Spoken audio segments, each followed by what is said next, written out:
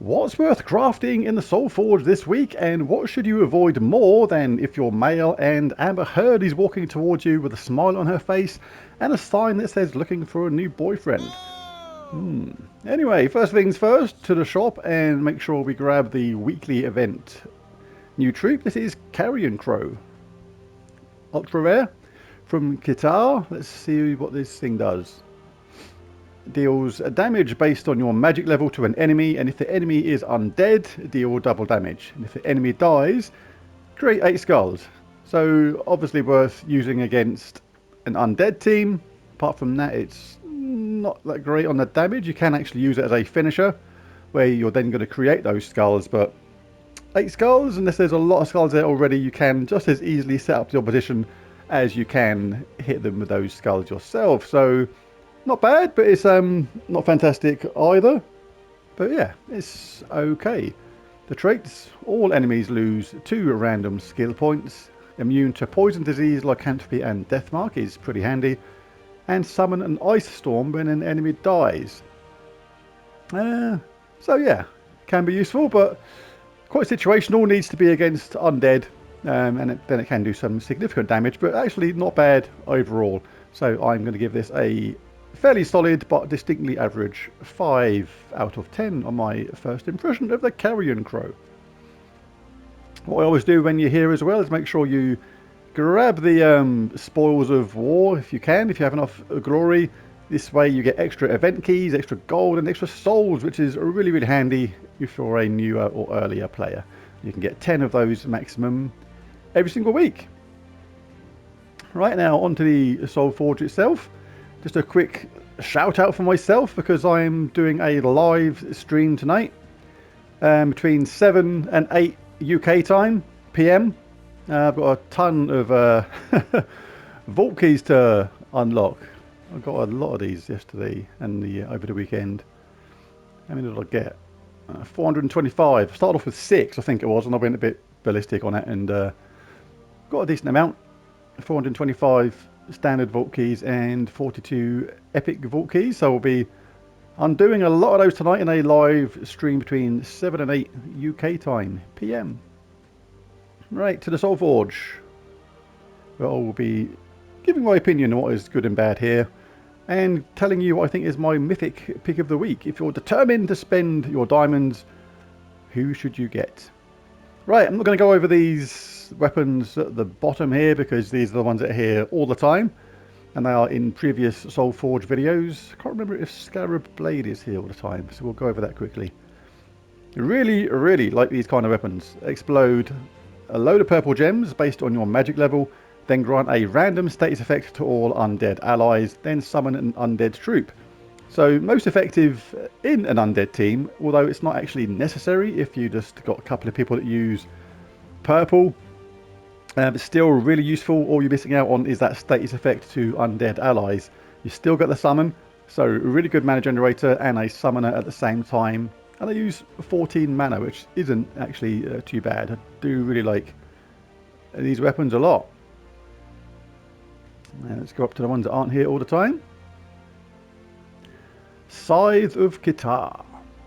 Remove all purple gems. Now they're taken away with no effect, so you're not going to gain any mana when you do this. But it is a good counter against a team that uses purple mana, because therefore you're removing the colour they so badly want, which can be very, very effective. Then it also deals damage to an enemy, again based on your magic level, boosted by the amount of gems removed. And if the enemy is from Ketras, or if their battle is in Ketras, deal double damage. So good, but not that good at the same time, and very, very situational. To get the most out of that, the enemy has to be from Jotnar or in Ketras, and you can't use purple yourself, otherwise that's going to be hampering your own team. So more completionist than anything, and overall nothing spectacular. Doomed Helm. Not really a fan of these kind of doomed weapons. Give a life to all allies, +2 per tempering level, then give 5 mana to all other allies, so not including yourself. If the enemy has a doom, give 4 more mana, and give 2 magic to all allies for each red enemy. So this is designed to go against a red team, And it's not often you get an all-red team on, say, PvP. That's mostly going to happen in other game modes. But it sounds like it's designed to be something like in Guild Wars or something, where you know on red day you're going to get all red enemies if they've set their team up to get the most points. But again, it's not going to be that great on Guild Wars either. Like giving life is nowhere near as effective as creating a ton of skulls or something. But at the same time, the way I've just thought of this is a lot of people are figuring out ways to counter those book teams that generate all the skulls and stuff like that. I've actually done a video on it recently, and it is actually quite easy to stop. So at least on these sort of weapons, I suppose, that giving life to all allies, the enemy can't actually stop it. You are going to get that benefit. With the book teams, one of the best ways to counter them, the ones that generate skulls and things like that, is to just make sure you're in some sort of team that has an entangle mechanic. So the first one or two troops are permanently entangled, and it stops that dead in its tracks. But I suppose with a weapon like this, they can't actually stop you from gaining that mana, so may have its place, but I overall don't really like them. They're very defensive weapons, and I like my teams to be rather offensive. Dead Gauntlet. Excuse me. Deals damage to an enemy boosted by undead allies. Then create a mix of 6 blue and purple gems for each undead ally. So another one of these ones we're getting from each kingdom. Uses red and a brown, but creates the blue and purple. So a couple of the remaining troops in your team have to have blue or purple mana usage to make use of that, but they can work, and when they work well, these weapons can be actually quite decent, but I'm not overall a mega fan of them. You have to have an all undead team to make the most of them and so on, and yeah, I think they're okay, but nothing fantastic. Doomed Tome deals a low amount of scatter damage. Like, the scatter damage is always much, much lower than the other types damage. I noticed this a bit strange. Must be a reason for that somewhere. Then plus 4 per tempering level, and create a mix of 6 blue gems and skulls for every blue enemy. Give 3 magic to all allies, and if the enemy has a doom, give 5 more. So this is the type of weapon I was talking about a minute ago, where I prefer the ones that create skulls. This is much more aggressive in a Guild Wars type situation where this weapon will be used a lot. But as I said, I have done a video on how to defeat these book teams, or these tomes, scriptures, etc. And it is fairly straightforward. So maybe you'll start seeing less of these when people start getting handed out defeat after defeat in Guild Wars and things like that. But still useful. But people are learning how to beat them, so I'd bear that in mind now. Bone Shield deals damage to an enemy based on your magic level again. To an enemy boosted by Ketras allies, then it's another one of these weapons. Then create a mix of 6 purple and brown gems for each Ketras ally. So you need an all Ketras team to make the most of this, and again this uses red and blue but creates purple and brown, so you need a couple of those Ketras allies at least to be using purple and brown to make this any use whatsoever. So very situational based on that, but if your team fulfills those requirements, then it can be really useful. Withering Touch steals a decent amount of life based on your magic level from the first enemy and drains all mana from them. So on first glance you think this sounds quite useful, because stealing life is better than doing normal damage, because it's effectively true damage and you're also taking it from them and adding it to yourself. But it's overall, even at my level, it's quite a low amount. It's nothing fantastic. The drain all mana from them means you basically have to wait until it's a optimal time to cast. So yeah, situational, and not overall a fan of that one. Doomed Tome and Doomed Helm are the ones I like here for various reasons, but I really like Scarab Blade as well. That is a really nice weapon. Now onto the troops. Again, not going to go over the ones that are here all the time. Let's take a look at the Mythics first, not Darksmith Drenza, because He's a special one based on having the Soulforge to level 20. Fountain of Stars. This is quite an interesting weapon, this. Converts 5 green gems to purple potions and all brown gems to skulls. Then cleanse all Fey allies. Now, if this was just cleanse all allies, this would be a far, far better weapon. I do actually quite like it. The traits are pretty good as well. Reduce damage from skulls by 50% is okay. And 15% chance to bless all allies when my turn begins is a little bit low, but it can happen. But it is bless all allies. It's not bless an ally. 15% chance to bless all allies when my turn begins is a cleanse, as well as the extra benefits of bless. But what's interesting about that is the way it works. Its spell convert 5 green gems to purple potions and all brown gems to skulls. So if the brown lines up with skulls to get some good hits, you can cast that freely, knowing you're going to get a extra turn if you get alignment on brown gems to skulls. And if there's plenty of the right mana colour there, then there's a high chance that converting those 5 green gems to purple potions is going to generate an absolute stack of mana. But notice that the colours it generates are the exact opposite of the ones it uses. It uses red, blue and yellow, converts green to purple and brown to skulls. So a lot of requirements required to make that work, but it can be actually really, really good. Huanglong deals damage to all enemies based on your magic level. Then there are individual 50% chances to gain attack, an extra turn, and either barrier, enchanted or blessed.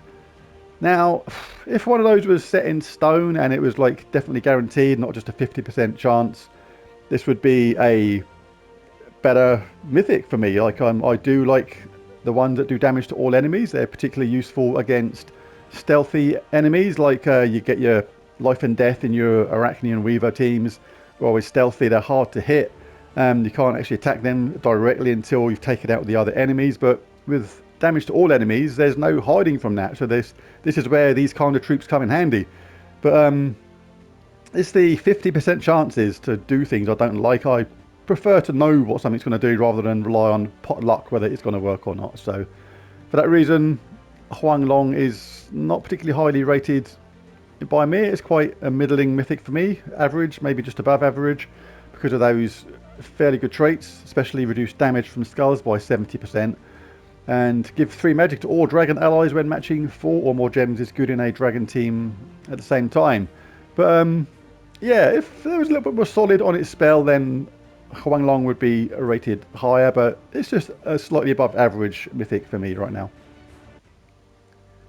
So these are there all the time, and that is a legendary, so we'll come to that in a minute. So Ketras the Bull deals splash damage to an enemy boosted by my attack, life and armor. Now this can be absolutely devastating, especially when used in the right team with the other Tauros troops, particularly Ferocity, who's going to boost the stats of everybody on the team if you go for that kind of team. And it can be absolutely devastating when used at the right time. It's a simple troop, just simple damage based on, boosted by all the stats, apart from magic, and yeah, can absolutely wreck teams when used at the right time. So I do really like Ketras the Bull. Again, best used in an all Tauros team with a ferocity or 2, I would suggest. Jotnar Storm Shield. Looks bad. Looks like he's Zeus or something, but his spell is just okay to good. It's not outstanding. I don't think it's going to be as good as a lot of other mythics, but it actually has its place at the same time. Deals true damage based on your magic level to an enemy, boosted by barriered allies and giant allies. So best in a team of all giants, and obviously in a team that you generate some barriers at the same time. He does help with that, especially that third trait, give a random ally a barrier on 4 or 5 gem matches. But the other 2 traits are pretty terrible. Gain 2 life on 4 or 5 gem matches, and all giants gain 2 life is like pretty lame for a mythic. But the third one can help his spell somewhat.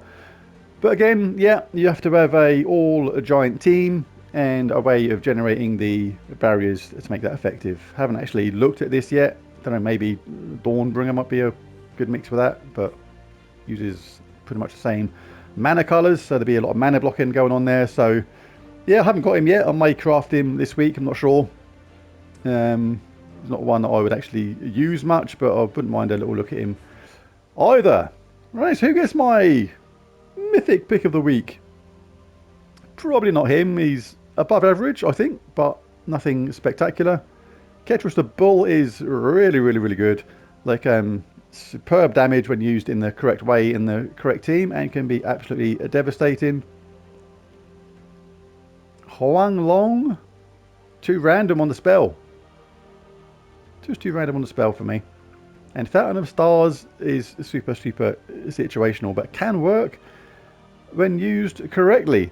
So I'm going to give my Mythic of the Week to Ketras the Bull. Really superb when used in the All-Taurus team with a couple of Frosties maybe. Devastating spell, get it boosted up, can just start obliterating opponents in a single hit. And really, really effective. So Ketras the Bull is my Mythic of the Week. And I've just realised by seeing the Ursula here that I haven't gone over the legendaries yet. So I'll do that now. Don't normally recommend crafting legendaries. They're much, much easier to get in chests than the mythics, so save your hard-earned diamonds for that. But this one's not bad. All Urska allies starts with 50% mana, which is very, very handy indeed, as is gain 1 magic when an ally casts a spell.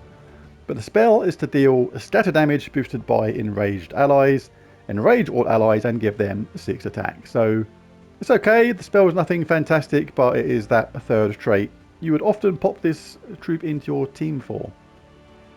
Next up is Spring Imp. Again, very similar to the other one in the way it kind of works.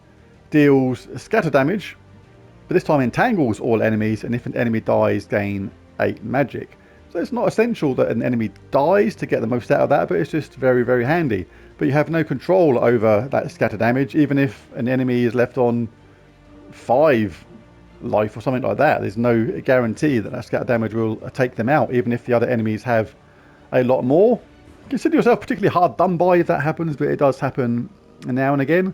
But it's the entangling all enemies which makes this troop particularly handy against particularly skull-based teams.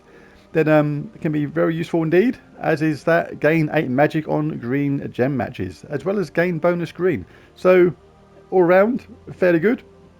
Decent set of traits at the same time. Imp of Love. More scatter damage and charms a random enemy. A charmed troop deals its attack as damage to the troops above and below it, but it is a random enemy, so if it picks a troop which is at the top, for example, you're only going to do damage to the one below it, and vice versa. If it decides to attack the troop at the bottom, then you're only going to deal damage to the troop above it if there's one there, and if there's any gaps, it's going to do no damage at all. So a bit random on that, but the scatter damage is quite handy. And if I am wounded, either bless all allies or give 3 magic to all allies. So fairly decent. I remember this being a pain when I was a mid-level player, but not so much anymore. And gain 8 magic on red gem matches is fairly decent. That's going to boost up that scatter damage, especially in a team where you can generate quite a lot of those red matches. So certainly okay, as is Behemoth. Damage to all enemies. So again, really, really good against teams where they're stealthy opponents like Arachnean Weaver and Life and Death, things like that. So damage to all enemies and destroy 12 gems. So no control over what you destroy, it's just destroy 12 gems. It's not explode gems, which generates a lot more mana. This is just going to destroy 12 gems, and you have to hope that it destroys the right ones to give your team a decent mix of mana. But it's the 2 traits in the middle at the bottom which make this better for me. Immune to all status effects, Devour, Lycanthropy and Mana Burn is fairly decent. So you can have this at the top or bottom. And gain 10 life on 4 or 5 gem matches, which is why it's good in first place or bottom place, because if you're in a team that generates a lot of 4 matches, it's going to gain 10 life all the time, which makes it more tanky in first place. Or you can have it the other way around. You can have it at the bottom and know that all those 4 or 5 gem matches you're going to get during the game are going to keep on adding to its life and make it a nice last placed opponent with a load of health if it should come to the last resort. So there it is. That's my Soulforge review. If you found it useful or helpful or anything like that, be sure to click that like and subscribe button. And like I say, I've got a live stream tonight between 7 and 8. I'm opening a absolute ton of vault keys. Not all of them, I doubt it, because there's well over 400, which is ludicrous. But yeah, join me for that if you can. And thanks for watching. Catch you again next time. Bye for now.